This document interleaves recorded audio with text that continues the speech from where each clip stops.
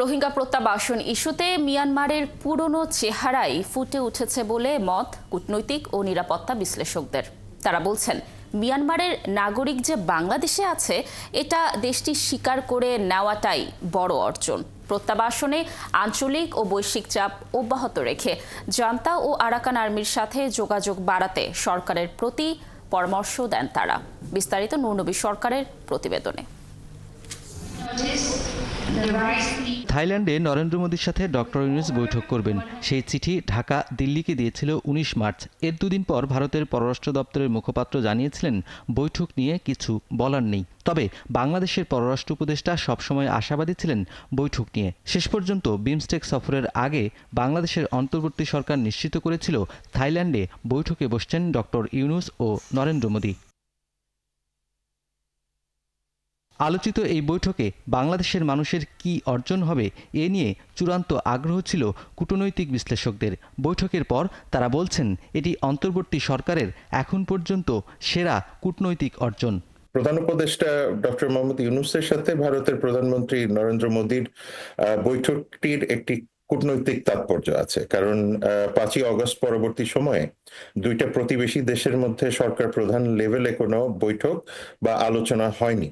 সুতরাং সেই দিক থেকে যদি চিন্তা করা হয় যে প্রতিবেশী দেশ হিসেবে সরকার প্রধানদের বৈঠকটা খুবই গুরুত্বপূর্ণ, এটা একটা। দ্বিতীয় যেটা হলো যে এই বৈঠকে বেশ কিছু ইস্যুস এসছে যেটা বাংলাদেশের জাতীয় স্বার্থের সাথে সরাসরি সম্পর্কিত।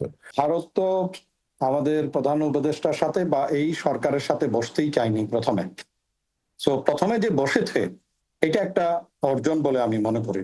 এক নম্বর, অর্থাৎ তারা স্বীকৃতিও দিয়েছে যে প্রেজেন্ট যে গভর্নমেন্ট, অন্তর্বর্তীকালীন সরকার, এটাকে তাদের স্বীকৃতি হয়েছে। চোখে চোখ রেখে যে কথা বলতে পারা, এইটাই তো বলতে পারিনি আমরা গত 15-16 বছর। কিন্তু এখন উনি চোখে চোখ রেখে একটা স্বাধীন সার্বভৌম দেশের প্রধান হিসাবে যে কাজটি করার কথা সেই কাজটিই করেছেন। শেখ হাসিনার পতনের পর মোদী সরকারকে সৌজন্য বার্তা দিয়েছে একাধিকবার। মন্ত্রী ও সচিব পর্যায়ের কর্মকর্তাদের সাথে বৈঠক হয়েছে দুই দেশের। বাকি ছিল প্রধানমন্ত্রী পর্যায়ের বৈঠক, যেখানে গণহত্যায় অভিযুক্ত শেখ হাসিনাকে ফেরত চান প্রধান উপদেষ্টা। পুরো বিষয়টাই ভারতের ক্ষেত্রে রাজনৈতিক, কূটনৈতিক না, এবং রাজনৈতিক হওয়ার কারণে যেহেতু ভবিষ্যতে তারা চান যে আওয়ামী লীগের মাধ্যমেই বাংলাদেশে এক ধরনের বড় রকমের রাজনৈতিক সম্পর্ক আবার উদ্ধার করা। সুতরাং সেই সব জায়গাতে গিয়ে তারা স্বাভাবিকভাবেই প্রাক্তন প্রধানমন্ত্রীকে ফেরত পাঠানোর ব্যাপারে যথেষ্ট রাজনৈতিক ক্যালকুলেশন করবেন। শেখ হাসিনাকে এইটা প্রত্যাবর্তন করব না, এই যে একটা ডিনায়েল একটা করা, এইটাও কিন্তু আন্তর্জাতিকভাবে তারা মনে হয় না যে খুব ভালো একটা অবস্থানে থাকতে পারবে। আমরা যে চাই এটা আনুষ্ঠানিকভাবে ওই দেশের প্রধানকে উত্থাপন করতে পেরেছি আমরা, এটাও কিন্তু একটা কম বড় অর্জন নয়। কূটনৈতিকভাবে ওইটার তাৎপর্য অনেক। ভারত এখনও বাংলাদেশের জন্য ভিসা দেওয়া বন্ধ রেখেছে। অভিন্ন নদীর পানি, সীমান্তে বাংলাদেশি নাগরিক হত্যা, এত কিছুতে ভুক্তভোগী বাংলাদেশ। অথচ ভারত বলেছে তারা বাংলাদেশের মানুষের সাথে বাস্তববাদী সম্পর্কে বিশ্বাস করে। তাই বিশ্লেষকরা বলছেন আগের সরকারের ভুল নীতির খেসারত দিতে হচ্ছে বাংলাদেশকে। देखिए, जहां तक शेख हसीना। নূরনবী সরকার, ৭১, ঢাকা। প্রধান উপদেষ্টার থাইল্যান্ড সফরের পর ১,৮০,০০০ রোহিঙ্গা প্রত্যাবাসনের বার্তা পৌঁছেছে রোহিঙ্গা শিবিরে।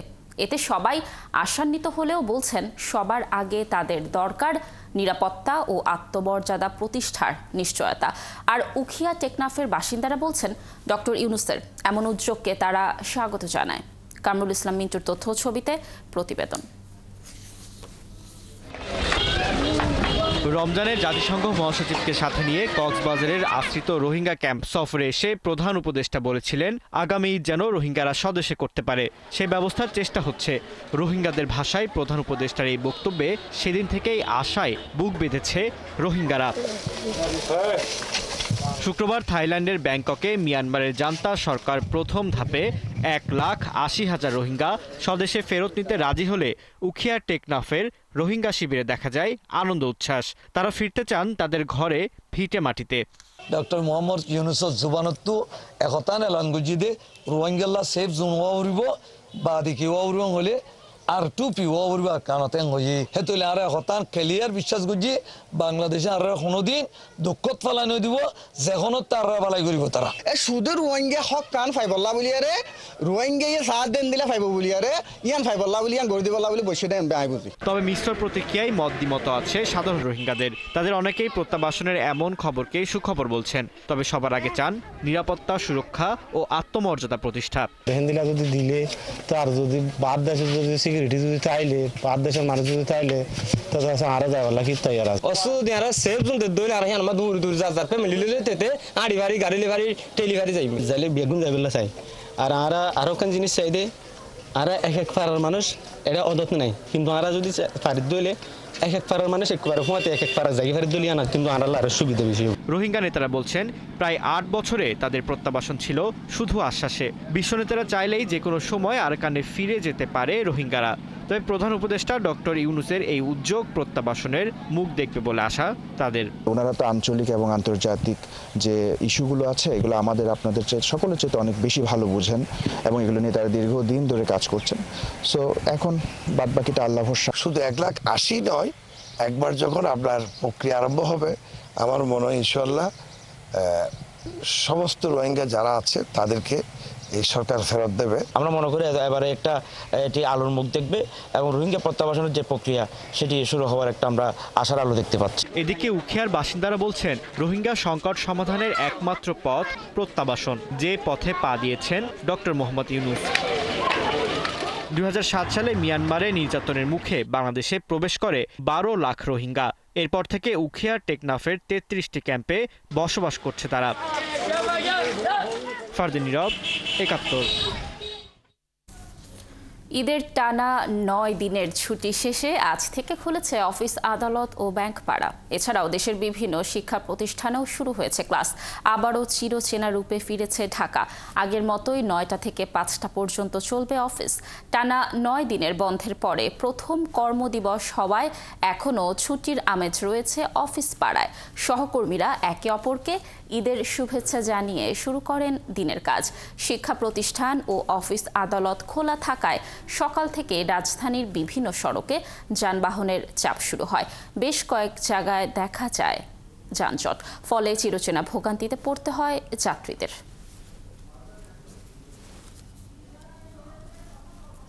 দর্শক, যেমনটি বলছিলাম, টানা 9 দিনের ছুটি শেষে প্রথম কর্মদিবস আজ। প্রথম কর্মদিবসের খবর নিয়ে সচিবালয় থেকে আমাদের সাথে যুক্ত হচ্ছেন সহকর্মী শারমিন নীরা। নীরা, কেমন দেখছেন প্রথম দিনের কর্মব্যস্ততার? আপনি যেহেতু সচিবালয়ে রয়েছেন, আজ তো অর্থ উপদেষ্টার সাথে IMF এর প্রতিনিধি দলের বৈঠক হবারও কথা রয়েছে, সে বিষয়ে কোনো তথ্য রয়েছে কিনা জানাবেন।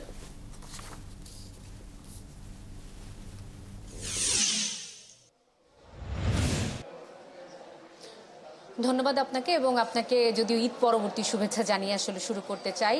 সকাল থেকেই সচিবালয় আসলে কর্মব্যস্ত হয়ে উঠেছে, তবে নিয়মিত সময়ে চিরায়ত যে ছবি সেটি যেন খানিকটা আজকে ধিমে তালে লক্ষ্য করা যাচ্ছে। যদিও 9 দিনের ছুটি কাটিয়েছেন কর্মকর্তা কর্মচারীরা, আজকে অনেকটা শুভেচ্ছা বিনিময় পর্ব দিয়েই আসলে সেরেছেন এবং তারা প্রত্যাশা করছেন যে 2-1 দিনের মধ্যে হয়তো, এত বড় ছুটির পরেও 2-1 দিনের মধ্যে হয়তো আবার কর্ম চাঞ্চল্য হয়ে উঠবে সচিবালয়। সকাল থেকে অনেকেই কুশল বিনিময় করেছেন। আর আপনি বলছিলেন অর্থ উপদেষ্টা, আমরা অর্থ মন্ত্রণালয়ে এই মুহূর্তে রয়েছি। সকালে IMF এর প্রতিনিধি দল অর্থ সচিব খায়রুজ্জামান মজুমদারের সাথে বৈঠক করেছেন এবং এই ভেতরে কনফারেন্স রুম, এখানে কিছুক্ষণ বাদেই অর্থ উপদেষ্টার সাথে তাদের যে বৈঠকটি সেটি হবে। তবে তার আগে বলতে চাই যে অর্থ উপদেষ্টা কিন্তু সকালে গণমাধ্যমের সাথে শুভেচ্ছা বিনিময় পরবর্তী কথা বলেছেন, যেখানে আপনি জানেন যে যুক্তরাষ্ট্রের নতুন করে শুল্ক আরোপের বিষয়টি সামনে এসেছে। যেহেতু এটি খুবই বার্নিং ইস্যু, তার প্রেক্ষিতে তিনি বলেছেন যে রফতানিতে শুল্ক যদি আরোপ করে খুব একটা প্রভাব পড়বে না, বরং বাংলাদেশ এটি কিভাবে কাটিয়ে উঠতে পারে সেই কর্মপরিকল্পনা করছে এবং সেক্ষেত্রে পরিকল্পনার অংশ হিসেবে হয়তো বাংলাদেশের আমদানি, যুক্তরাষ্ট্র থেকে আমদানি হয়তো বাড়ানোর পরিকল্পনা প্রাথমিকভাবে সরকারের রয়েছে, এমনটাই আমাদেরকে তিনি আশ্বস্ত করছিলেন। তবে মেকানিজম আসলে কি হবে সেটি জানবার জন্য আজকে বিকালে আপনি জানেন যে অর্থ মন্ত্রণালয় ট্যারিফ কমিশনের একটি মিটিং রয়েছে, সেই মিটিংয়ে আসলে আমরা মিটিং পরবর্তী জানতে পারবো। এর বাইরে যেটি বলছিলেন আইএমএফ এর সাথে 470 কোটি ডলারের যে ঋণ চুক্তি হয়েছে সেটির চতুর্থ এবং পঞ্চম কিস্তির অর্থ ছাড়ের বিষয়টি রয়েছে। এখন পর্যন্ত বেশ অর্থ ছাড় হয়েছে এবং 3 কিস্তিতে মোট 291 কোটি ডলার বাংলাদেশ পেয়েছে। বাকি যে অর্থ ছাড় সে বিষয়ে আসলে আলোচনা হবে এবং যে শর্তগুলি ছিল বাংলাদেশের জন্য সেই শর্ত কতটা বাংলাদেশ আসলে পূরণ করতে পেরেছে সে বিষয়গুলি নিয়েও হয়তো আলোচনা হবে। বৈঠকটি যেহেতু কিছুক্ষণ বাদেই অর্থ উপদেষ্টার সাথে শুরু হবে, আমরা বৈঠক পরবর্তী তিনি যদি কথা বলেন সে বিষয়ে হয়তো পুঙ্খানুপুঙ্খভাবে জানাতে পারবো। লাবণী। নীরা, অসংখ্য ধন্যবাদ আমাদের সাথে যুক্ত থাকার জন্য। আমরা নিশ্চয়ই বৈঠক পরবর্তী সংবাদের জন্য আবার আপনার সাথে যুক্ত হয়ে দর্শকদের সর্বশেষ তথ্য জানানোর চেষ্টা করব। কর্মের তাগিদে আজও রাজধানীমুখী মানুষ। কমলাপুর রেল স্টেশনে যাত্রী চাপ বেড়েছে। ছুটি শেষ হলেও ঢাকায় ফেরা মানুষের সংখ্যা কমছে না। রবিবার সকালেও কমলাপুর রেল স্টেশনে রাজধানীতে ফেরা মানুষের চাপ ছিল চোখে পড়ার মতো। ট্রেনের ছাদেও ছিল যাত্রীর চাপ। টিকিট না পেয়ে বাধ্য হয়ে ছাদে যাত্রা করতে বাধ্য হয়েছেন বলে জানান তারা। বেশিরভাগ যাত্রী এবারের ঈদ যাত্রা নিয়ে স্বস্তি প্রকাশ করলেও রবিবার লালমনিরহাটগামী বুড়িমারি এক্সপ্রেস সহ বেশ কয়েকটি ট্রেন 1.5 থেকে 2 ঘন্টা দেরিতে প্ল্যাটফর্ম থেকে ছেড়ে গেছে। ছুটি শেষ হলেও আজও বিভিন্ন গন্তব্যে ঢাকা ছেড়েছে মানুষ।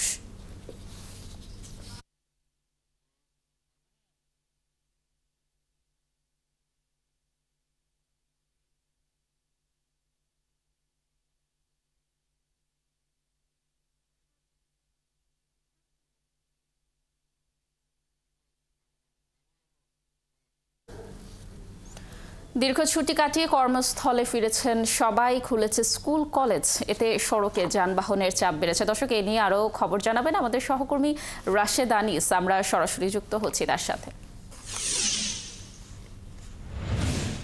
রাশেদ, আপনি যেখানে আছেন সড়কে যানবাহনের চাপ কেমন দেখছেন জানাবেন, আর যাত্রীরা আসলে কি বলছে? দীর্ঘ ছুটির পর আসলে আজ রাস্তার পরিস্থিতি কেমন?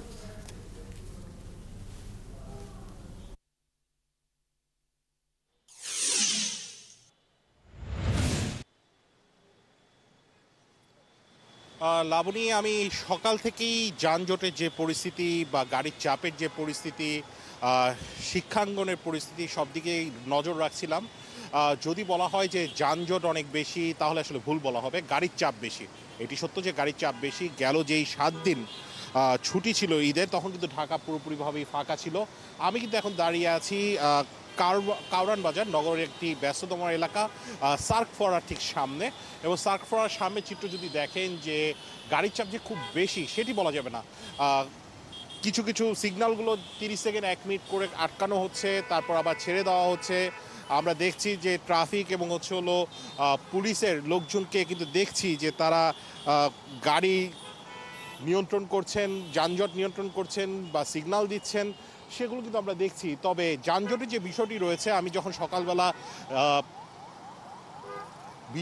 বিজয় সরণি ছিলাম, বিজয় সরণি সিগন্যালের সামনে কিন্তু আমি দেখেছি যে মোটামুটি 4-5 মিনিট করে 3-4 মিনিট করে সিগন্যাল আটকে রেখে তারপর ছাড়া হয়েছে।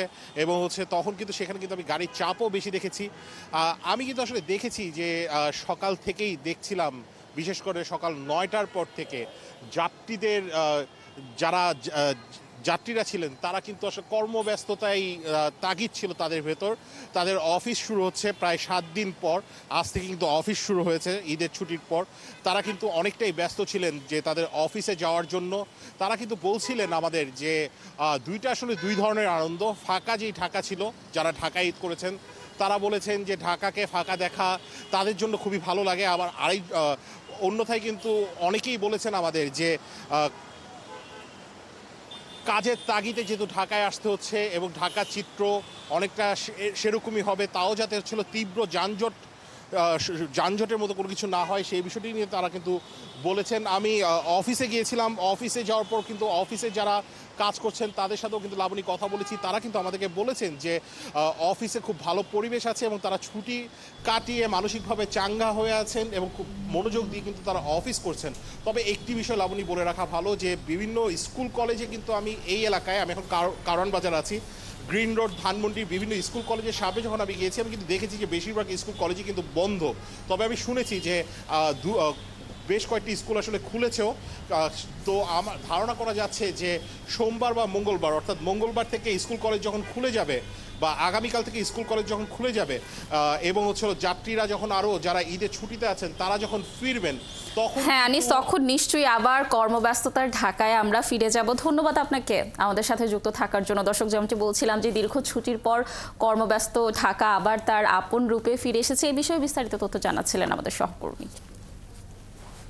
টানা ঈদের ছুটি কাটিয়ে রাজধানীতে ফিরেছেন নগরবাসী। বরিশাল, পটুয়াখালী ও ভোলা সহ দক্ষিণাঞ্চলের বেশিরভাগ মানুষ ঢাকায় ফিরছেন লঞ্চে। নদীপথে স্বাচ্ছন্দ্যে ফিরলেও সদরঘাট নামার পর বিপাকে পড়েন যাত্রীরা। কাঙ্ক্ষিত গন্তব্যের পরিবহন সংকট, সব পরিবহনে কয়েক গুণ বেশি ভাড়া আদায় সহ নানা ভোগান্তিতে পড়েন তারা। দর্শক, আরও খবর জানাচ্ছেন সৈকত সাদিক।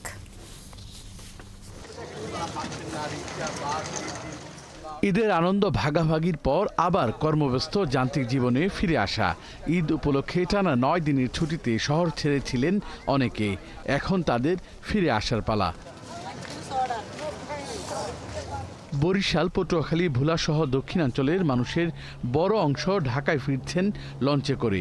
রবিবার সাপ্তাহিক কর্মদিবসের প্রথম দিন হওয়ায় সদরঘাটে মানুষের চাপ ছিল বেশ।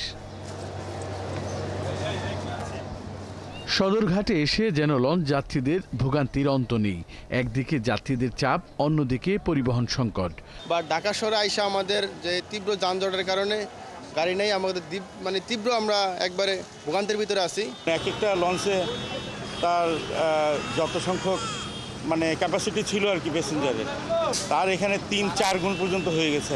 লঞ্চের যাতায়াতটা খুবই স্বাচ্ছন্দ্যে আমরা আসতে পারছি। টঙ্গী, গাজীপুর, সাভারগামী এসব লোকাল বাসে নির্ধারিত ভাড়ার চেয়ে দ্বিগুণের বেশি ভাড়া আদায়ের অভিযোগ যাত্রীদের। সাধারণ লোকের জেনুইন ভাড়া হচ্ছে 60 টাকা, সে জায়গায় 200 টাকা ভাড়া নিতেছে। যে কোনো গাড়িতে সাভার পরিবহন যেগুলো সামনে গাড়ি দেয় এগুলো নেবে না, ডাইরেক্ট চলে যাই, সবার 200 টাকা ভাড়া চায়। যে জায়গা 20 টাকা ভাড়া ওই জায়গা চাইতেছে 200 টাকা ভাড়া। ঠিক আছে, এটা ঠিক না। তবে বাস চালক ও হেল্পাররা বলছেন ফিরতি পথে খালি আসতে হবে বলে ভাড়া বেশি নিতে হচ্ছে। আবার কেউ বলছেন সদরঘাট এলাকায় প্রতিটি বাসকে দিতে হচ্ছে বাড়তি চাঁদা। আমাদের চন্ডা পর্যন্ত 130 টাকা ভাড়া, সরকারি চার্টের ভাড়া। তাই আমরা 150 টাকা নিতেছি। রাত করে 2টা বাজে নামে যাচ্ছি, 3টা বাজে নামে, আমরা আসার সময় খালি আসি। শুধু বাসই নয়, সিএনজি, অটোরিকশা, রিকশা বা লেগুনা প্রতিটি পরিবহনই যাত্রীদের থেকে ইচ্ছামতো ভাড়া আদায় করছেন। এনতিয়া মগবাজার হলো ভাড়া 20 টাকা, এখানে ভাড়া চাই হলো 200 টাকা। 400 চাই, 450 চাই। এই প্রসঙ্গে আইনশৃঙ্খলা বাহিনীর সদস্যরা জানান যে কোনো ধরনের বিশৃঙ্খলা এড়াতে তারা চেষ্টা করে যাচ্ছেন।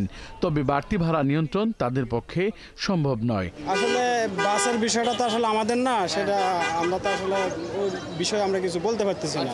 এদিকে লঞ্চ যাত্রীদের কারণে সদরঘাট, নিম্ন আদালত, রায়সাহেব বাজার সহ পুরো এলাকায় ভোর থেকে তৈরি হয় তীব্র যানজট।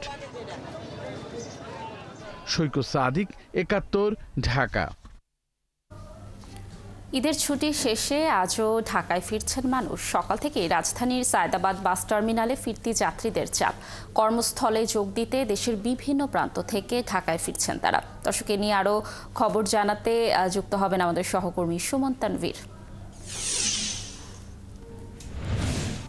তানভীর, বাস টার্মিনালে ফিরতি যাত্রীদের ভিড় কেমন দেখছেন, আর সড়ক পথে কোনো ভোগান্তির অভিযোগ তারা করছে কিনা, কি তথ্য রয়েছে জানাবেন?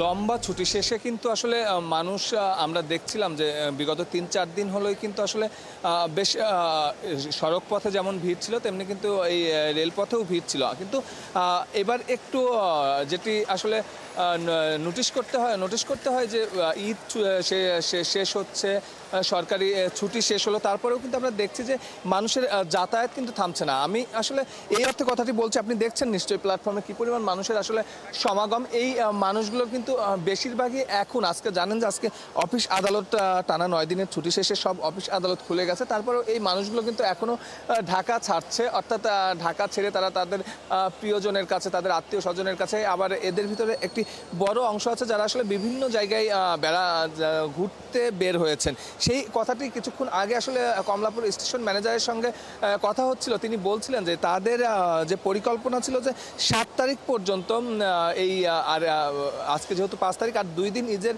স্পেশাল সার্ভিস তারা চালু রাখবেন, কিন্তু আসলে যাত্রী চাপ থাকার কারণে তারা কিন্তু আসলে সিদ্ধান্ত বদলাবেন কিনা সেই আলোচনায় মধ্যে কিন্তু তারা আসলে ঢুকে গেছেন, কারণ তারা দেখছেন যে প্রতিদিনই কিন্তু শুধু ঢাকায় যাত্রী আসছে না, ঢাকা ছেড়ে যাওয়া যাত্রীর সংখ্যাও কিন্তু প্রতিদিন বাড়ছে, এবং তারা যেটি বলছেন যে হয়তো এই সপ্তাহ পুরাটাই আসলে যাত্রীর এই চাপ থাকবে। আর সেই চাপ বিবেচনায় আসলে এখন যে 100 আন্তনগর এবং কমিউটার ট্রেন মিলে 120টি যে ট্রেন যাতায়াত করছে, সেই সঙ্গে 5টি যে স্পেশাল ট্রেন, 5 জোড়া স্পেশাল ট্রেন রাখা হয়েছে, সেটি আসলে অব্যাহত রাখা হবে কিনা, অর্থাৎ 7 তারিখের পরেও এটি আসলে বলবৎ থাকবে কিনা সেই বিষয়ে তারা আলোচনা করছেন। তবে আজকে একটি বিষয় আসলে বলতে হয় যে সকাল থেকে আমরা দেখছিলাম, জানেন আমরা বরাবরই ঈদযাত্রার শুরুর দিন থেকেই স্বস্তির ঈদযাত্রাই বলে আসছিলাম, এবং যারা যাতায়াত করছিলেন তারাও কিন্তু সেটি জানাচ্ছিলেন আমাদের। তবে আজকে সকালে এসে আমরা এই কমলাপুর রেল স্টেশনে যেটি দেখলাম যে বেশ কয়েকটি ট্রেন কিন্তু বেশ বিলম্বে কিন্তু প্ল্যাটফর্মে আসছে। আমি যদি বলি রংপুর এক্সপ্রেস আমরা দেখেছি সকালের প্রায় 2 ঘন্টা পরে কিন্তু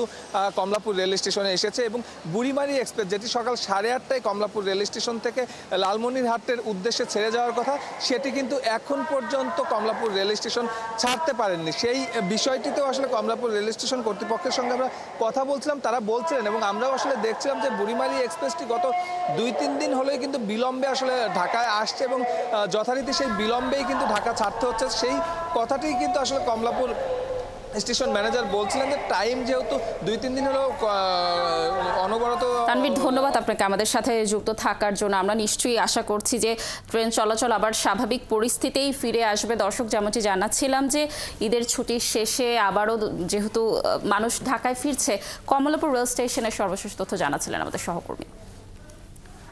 ঈদের টানা 8 দিনের ছুটি শেষে শনিবার থেকে বেনাপোল বন্দর দিয়ে শুরু হয়েছে আমদানি রপ্তানি কার্যক্রম। তবে ছুটিতে ইমিগ্রেশন চেকপোস্ট দিয়ে 2 দেশে পাসপোর্টধারী যাত্রী পারাপার স্বাভাবিক ছিল। বেনাপোল বন্দরের আমদানি রপ্তানিকারক সমিতির সভাপতি আলহাজ মহসিন মিলন জানান, ঈদ উল ফিতর উপলক্ষে 28 মার্চ থেকে 4 এপ্রিল পর্যন্ত বেনাপোল পেট্রোপোল বন্দর দিয়ে আমদানি রপ্তানি বন্ধ ছিল। ছুটি শেষে শনিবার দুপুর থেকে আবার এ কার্যক্রম শুরু হয়, ফলে 2টি স্থলবন্দর এলাকাতেই দেখা দিয়েছে যানজট। বেনাপোল চেকপোস্ট ইমিগ্রেশন পুলিশের ভারপ্রাপ্ত কর্মকর্তা ইব্রাহিম আহমেদ জানান, ঈদে টানা 8 দিন বেনাপোল বন্দর দিয়ে আমদানি রপ্তানি বন্ধ থাকলেও এ সময় পাসপোর্টধারী যাত্রী পারাপার অন্যান্য দিনের মতোই স্বাভাবিক ছিল। তবে ভারত বাংলাদেশ ভিসা কার্যক্রম সীমিত থাকায় এ সময় যাত্রীদের চাপ ছিল না।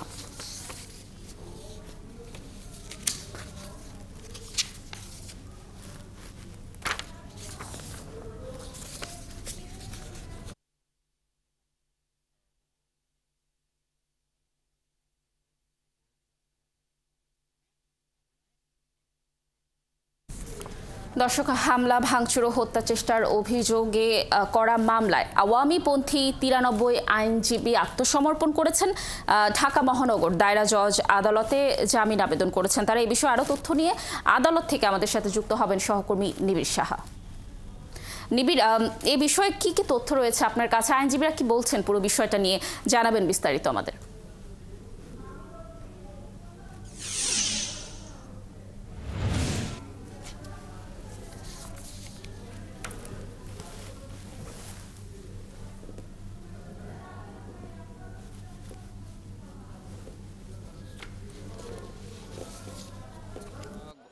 গত 6 মার্চ ঢাকা মহানগর দায়রা জজ কোর্টে কিন্তু মামলাটি দায়ের করা হয় এবং এই মামলায় হামলা, ভাঙচুর এবং হত্যা চেষ্টার অভিযোগে মোট 144 জন আসামির বিরুদ্ধে মামলাটি দায়ের করা হয়েছে এবং এই মামলায় কিন্তু আজকে 93 জন আওয়ামীপন্থী আইনজীবী তারা কিন্তু আদালতে তাদের যে জামিন আবেদন সেটি আসলে করেছেন। তবে জামিন আবেদন করার পরে কিন্তু আদালত সেটিকে দুপুর 2টার দিকে এই মামলাটির জামিন শুনানি হওয়ার কথা রয়েছে বলে আমরা জানতে পেরেছি এবং আমরা একটু বিস্তারিত শুনবো যে আমাদের সাথে আছেন এই মামলায় একজন আসামি অ্যাডভোকেট শাহিন, তার সাথে একটু কথা বলতে চাই যে আসলে এই যে মামলাটি আপনাদের বিরুদ্ধে দায়ের করা হয়েছে সেটি আসলে কি মামলা, কি ঘটনা ঘটেছিল? আসলে দেখেন 2024-এর যে 4ই অগাস্টকে কেন্দ্র করে একটি মামলা সংঘটিত হয়েছে। সেই মামলাটাকে অভিযোগ করা হয়েছে যে এখানে হামলার অভিযোগ করা হয়েছে, এখানে চুরির অভিযোগ করা হয়েছে এবং এখানে বিস্ফোরক দ্রব্য আইনের মামলা করেছে। 140 জন আইনজীবীর বিরুদ্ধে মামলা করা হয়েছে। পরবর্তীতে আমরা মহামান্য হাইকোর্টে আমরা জামিন চাই এবং মহামান্য হাইকোর্ট আমাদের 8 সপ্তাহের আগাম জামিন দেন। তার পরিপ্রেক্ষিতে আজকে আমরা বিজ্ঞ মহানগর দায়রা জজে আমরা জামিন চেয়েছি। আমরা আশা করি আইনের শাসন প্রতিষ্ঠার জন্য ন্যায় বিচারের স্বার্থে যেহেতু আমরা কোর্ট অফিসার সেই হিসাবে বিজ্ঞ আদালত থেকে আমরা জামিন লাভ করব। তাহলেই আইন আদালতের প্রতি মানুষের আস্থা এবং বিশ্বাস বাড়বে, আইনের প্রতি মানুষের শ্রদ্ধাশীল হবে এবং ন্যায় বিচার প্রতিষ্ঠিত হবে বলে আমরা মনে করি। কারণ আমরা একজন আইনজীবী, যেই ধরনের অভিযোগ আমাদের বিরুদ্ধে আনা হয়েছে সম্পূর্ণ ভিত্তিহীন, উদ্দেশ্যপ্রণোদিত, শুধু রাজনৈতিক কারণে। আপনারা জানেন ইতিমধ্যে যে বাংলাদেশের যে গত সরকারের যারা মন্ত্রী ছিলেন, উপদেষ্টা ছিলেন, সচিব ছিলেন, তাই 125 জন মন্ত্রী, এমপি, উপদেষ্টা, সচিব তাদেরকে গ্রেপ্তার করা হয়েছে। প্রায় 100 জনের মন্ত্রী, এমপি, উপদেষ্টার আমি আইনজীবী হিসেবে আইনি লড়াই করেছি এবং তাদের ডিফেন্স লয়ার হিসেবে আমি লড়াই করেছি। সেই কারণেই সম্ভবত আমি আসামি হয়েছি। যেমনটি বলছিলেন যে সাবেক যে এমপি মন্ত্রীরা যারা এখন কারাবন্দী রয়েছেন তাদের মামলাটি লড়ার কারণেই কিন্তু আসলে তাদের এই যে আইনজীবীদের আসামি করা হয়েছে বলে দাবি করছিলেন একজন আইনজীবী এবং সবকিছু মিলিয়ে কিন্তু দুপুর 2টায় যে শুনানি হবার কথা রয়েছে, জামিন শুনানি, তারপর কিন্তু আসলে শুনানি শুরু হওয়ার পর কিন্তু আসলে বোঝা যাবে যে আসলে শুনানি শেষে কি আদেশ দেন আদালত, জামিন আদেশ দিবেন কিনা নাকি জামিন না মঞ্জুর করবেন, সেটি আসলে দুপুর 2টার পর বোঝা যাবে। তো সবকিছু মিলে এই ছিল আমার কাছে থাকা সবশেষ খবর। নিবিড় ধন্যবাদ আমাদের সাথে যুক্ত থাকার জন্য। আলু নিয়ে বিপাকে পড়েছেন মুন্সিগঞ্জের কৃষক। তারা জানান উৎপাদন খরচ 18 টাকা হলেও জমি থেকে আলু বিক্রি করতে হচ্ছে 10 টাকায়। আবার বাড়তি ভাড়া দিয়েও হিমাগারে আলু রাখার জায়গা পাচ্ছেন না। তাই কৃষকদের দাবি তাদের বাঁচাতে আলু রপ্তানিতে সরকারি উদ্যোগ নেয়ার। জসিমউদ্দিন দাওয়ানের তথ্য ও ছবিতে প্রতিবেদন। মাঠে আলু থাকলেও পাইকারের দেখা নেই, তাই আলু উৎপাদন করে বিপাকে মুন্সিগঞ্জের কৃষক। কৃষকরা বলছেন এখন তাদের সমস্যার আরেক নাম আলু, কারণ জমি থেকে বিক্রির সময় আলুর দাম পাচ্ছেন না, আবার সংরক্ষণের জন্য হিমাগারে জায়গা মিলছে না। তবে একটা লোকে পর্যন্ত জিজ্ঞাসা করে না যে আলু কত করে বাজারে। আমার 18 টাকা খরচ 10 টাকা মাঠে বলে আলু এখন মাঠে কৃষকের গলার কাটা, এখন কাস্টমার আসেন। হিমাগারে সংরক্ষণের আশায় ট্রলারে করে আলু এনে 3-4 দিনেও আলু হিমাগারে ওঠাতে সিরিয়াল পাচ্ছেন না কৃষক। হিমাগার কর্তৃপক্ষ বলছে ধারণ ক্ষমতার অতিরিক্ত আলু আসতে শুরু করায় তারাও বিপাকে পড়েছেন। আলু তো কৃষক বেচতে পারতেছে না, কোল্ড স্টোরে পর্যাপ্ত পরিমাণে রিজার্ভ হয়ে গেছে। ধারণ ক্ষমতা প্রতিদিন 5,000 ব্যাগ আমরা নিতে পারি, উঠাইতে পারি, কিন্তু সেক্ষেত্রে 10,000 ব্যাগ আলু আমাদের সামনে হাজির। লেবার অনেক আলু চাষিদের বাঁচাতে বিদেশে আলু রপ্তানির দাবি কৃষক ও পাইকারদের। আলু যদি মনে করেন স্টকে অতিরিক্ত স্টক হয়ে যায়, একটা আলু লোকসান হওয়ার সম্ভাবনা। আবার সেই 11 সালের মতো যদি হয়ে যায়, দেখো আলু বিক্রি করে কোল্ড স্টোরেজের ভাড়াই উঠলো না, এটা একটু আগে থেকেই সরকারি পর্যায়ে ব্যবস্থা নেওয়া দরকার। এদিকে কৃষি কর্মকর্তারা বলছেন জেলার 56টি সক্রিয় হিমাগারে 5 লাখ মেট্রিক টন আলু ধারণ ক্ষমতা রয়েছে, কিন্তু এবার জেলায় প্রায় 11 লাখ মেট্রিক টন আলু উৎপাদন হয়েছে। আর গেল মাসে উত্তরবঙ্গ থেকে লক্ষাধিক মেট্রিক টন আলু এ জেলার হিমাগারগুলোতে রাখা হয়েছে। কৃষকদেরকে পরামর্শ দিতে তারা যেন বাড়িতেই সংরক্ষণ করার ব্যবস্থা করে, আর যদি বাড়িতে কিছু আলু সংরক্ষণ করতে পারে তাহলে 1-1.5 মাস পরেই তারা একটু ভালো দাম পাবে এবং তাতে করে তাদের উৎপাদনটা।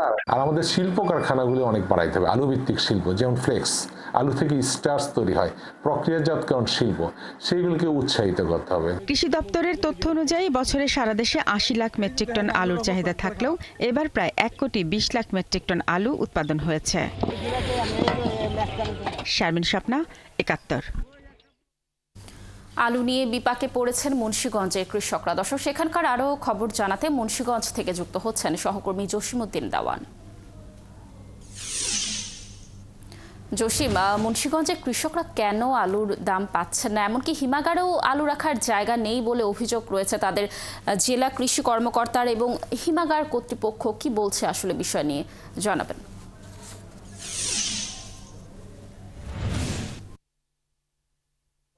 কারণ হলো আলুর চাহিদা তুলনায় বেশি উৎপাদন হয়েছে। অ্যাকচুয়ালি আলুর চাহিদা ৮০ লাখ মেট্রিক টন, কিন্তু উৎপাদন হয়েছে ১,২০,০০,০০০ মেট্রিক টন, অর্থাৎ ৪০ লাখ মেট্রিক টন আলু যখন বেশি উৎপাদন হয়েছে, সেক্ষেত্রে আসলে আলুর ব্যবহার বহুমুখী ব্যবহার যদি না করা যায়, অর্থাৎ বহুমুখী ব্যবহার না করলে এই আলুর কৃষকরা কোনোভাবে মূল্য পাবে না। কারণ এই বহুমুখী ব্যবহার করার কিন্তু সুযোগ রয়েছে, কারণ আলু ভিত্তিক কলকারখানা যেমন বাড়াতে হবে এবং আলুর নানামুখী খাদ্য ব্যবহার করতে হবে। বিশেষ করে এই আলুর ন্যায্য মূল্য যদি সরকার নির্ধারণ করে দেয়, তাহলে কিন্তু কৃষকরা আলুর দাম পাবে। কারণ গেল বছর যে বিষয়টি হয়েছে, একেবারে সার থেকে শুরু করে বীজ আলুর প্রায় দ্বিগুণ থেকে ৩ গুণ বেশি দামে তারা কিনেছে। সেক্ষেত্রে আলু উৎপাদন খরচ হয়েছে জমিতে ১৮ টাকা। আর এখন যারা এই হিমাগারে আলু রেখেছে তাদের কিন্তু খরচ হয়েছে হিমাগার পর্যন্ত ২৬ টাকা। আর হিমাগারে যারা সুযোগ পায়নি তাদের কিন্তু বাড়িতে, অর্থাৎ দেশীয় পদ্ধতিতে যারা আলু রেখেছে তাদের আলু খরচ হয়েছে প্রায় ২০ টাকার মতো। সেক্ষেত্রে এখন ২-৪টা পাইকার যারাই যাচ্ছে তারা কিন্তু আলুর দাম ১৩ থেকে ১৪ টাকা বলছে বাড়িতে। জমিতে ১০ টাকা ছিল, এখন বাড়িতে ১৩ থেকে ১৪ টাকা। কিন্তু প্রতি কেজি আলুর লোকসান গুনতে হচ্ছে কৃষকদের ৬ টাকা করে। সেক্ষেত্রে আসলে কৃষকটা একেবারে বিপাকে পড়েছে, তারা আসলে অসহায় হয়ে পড়েছে। তারা যেমনটি দাবি করছেন যে আলুর এই ৪০ লাখ মেট্রিক টন আলু যদি আসলে কোনোভাবে কোনো কাজে না আসে, অর্থাৎ রপ্তানি থেকে শুরু করে নানামুখী কাজে যদি ব্যবহার না হয়, তাহলে তাদের এই ৪০ লাখ মেট্রিক টন আলু থেকে যাবে। সেক্ষেত্রে হিমাগার থেকে আসলে আলু যে বের করবে মৌসুমের সময় শেষ সুযোগ হবে না। কারণ এর আগে আমরা দেখেছি ২০১১ সনে এই ঘটনাটি ঘটেছে মুন্সিগঞ্জে। হিমাগার শেষ পর্যন্ত আলু রয়ে গেছিল। হিমাগার মালিকরা আসলে কৃষকদের কাছ থেকে কোনো সেই আলু বস্তার যে খরচ, সেই বস্তার খরচ কিন্তু পায়নি। এবার কিন্তু বস্তার খরচও বেড়ে গেছে। প্রতি বস্তার আলু খরচ সরকার নির্ধারণ করে দিয়েছে ৬ টাকা ৭৫ পয়সা। আর একেবারে অ্যাসোসিয়েশন নির্ধারণ করেছে ৮ টাকা। সেক্ষেত্রে গতবারের তুলনায় প্রায় ৩ টাকা বেশি, অর্থাৎ একেবারে খরচ সব দিক দিয়ে বাড়তি। তবে এই শঙ্কার জায়গা এটাই, যদি কোনোভাবে আলুর বহুমুখী ব্যবহার না করা যায়, তাহলে কোনোভাবেই কিন্তু কৃষকরা এই আলুর মূল্য পাবে না এবং আলু থেকে যাবে, দেশে আলু থেকে যাবে। এক সময় আলু আসলে রাস্তায় ফেলে দিতে বাধ্য হবে কৃষকরা। এটাই আসলে শঙ্কা করছেন কৃষক এবং হিমাগার কর্তৃপক্ষ। জসিম, ধন্যবাদ আমাদের সাথে যুক্ত থাকার জন্য। দর্শক, যেমনটি বলছিলাম যে মুন্সিগঞ্জে কৃষকরা আলু নিয়ে বিপাকে পড়েছে। আক্ষরিক অর্থে খুলনার কবুতর বাড়িতে শুধু কবুতরই থাকে। অবশ্য কবুতরের সেবা যত্নের জন্য কিছু কিছু মানুষ রয়েছে, কিন্তু সে নেহাতি প্রয়োজনে। নিশ্চিতভাবে সংখ্যাটা না জানলেও কর্মচারীরা জানান হাজার খানেক কবুতরের বসবাস এখানে। নগরীর ময়লাপোতা মোড়ের এই কবুতর বাড়ি দেখতে আসেন শত শত মানুষ। সহকর্মী সোহেল রহমানকে সাথে নিয়ে কবুতর বাড়ির অজানা সব খবর জানাচ্ছেন কনক রহমান। ২ তলা লাল রঙের এই বাড়িতে কবুতরের রাজত্ব। এটা ওদের নিজেদের বাড়ি, নাম হয়েছে কবুতরের বাড়ি। কবুতরগুলো এখানে খুবই স্বাধীন, ইচ্ছা হলে চলে, আবার ইচ্ছে হলে ফিরে আসে। কখনো বসে থাকে ছাদ, কার্নিশ অথবা বৈদ্যুতিক কেবলে। খুলনায় কবুতরদের নিজ বাড়ির গল্পটা শুরু ১৯৮৪ সালে। প্রথমে 10টি কবুতর কিনে ওই বাড়িতে 5টি বাসা তৈরি করে তাদের থাকতে দেন মরহুম ওয়ালি মাহমুদ। ওই পর্যন্তই। পরবর্তীতে আর একটি কবুতরও কিনতে হয়নি তাকে। সংখ্যা বাড়ছেই। বংশবিস্তারের স্বাভাবিক প্রক্রিয়া তো আছেই, সঙ্গে নিয়মিত এই বাসায় আসতে থাকে দেশ বিদেশের অতিথি কবুতর। 6 মাসের মধ্যে ভবনের একতলা ভরে যায় কবুতরে। এক পর্যায়ে শুধু কবুতর রাখার জন্য বাড়ির 2 তলা করতে বাধ্য হন মালিক। বর্তমানে পুরো বাড়ির সব ঘরেই এখন কবুতর থাকে। বাড়ির পক্ষ থেকেই কবুতরের খাবার যোগান দেওয়া হয়। এই বাড়ির বেশ কিছুটা দূর থেকেই শোনা যায় কবুতরের বাকবাকুম। মানুষ কাছে যায়, কবুতর থাকে স্বাভাবিক ভঙ্গিতে, নানাভাবে বুঝিয়ে দেয় এই রাজ্য তাদের, তারা এখানে স্বাধীন। কবুতর যখন ওড়ে তখন মনে হচ্ছে যেন একটা বট গাছের ছায়া পড়তেছে। যখন বসে ওড়ে খুব ফাইন লাগে দেখতে। তারের পরে বসে, তারপরে এখানে খাবার খায়। প্রতিনিয়ত এখান থেকে কবুতর চলে যায়, আবার ফিরে আসে, কখনো কখনো সঙ্গী নিয়েও আসে, তবে সংখ্যাটা কমে যায় না। তবে কি তার কারণ তা বলতে পারে না কবুতর বাড়ির তত্ত্বাবধায়ক। গম দেয়, সরষা দেয় শীতকালীন সরষা, শীতের সরষা দেয়, গরমকালে দিতে হবে না, গরমকালে দিলে মারা যাবে। শীতকালে সরষা দেয় আর ডাল দেয় গরমকালে। প্রকৃতির বৈরিতায় কখনো এলোমেলো হয়নি খুলনার কবুতর বাড়ি। তবে কিছু দুষ্টু লোক মাঝে মধ্যে বিরক্ত করার চেষ্টা করে কবুতরগুলোকে। একথা জানার পর কবুতরের নিরাপত্তা বাড়ানো হয়েছে। কনক রহমান, ৭১, খুলনা।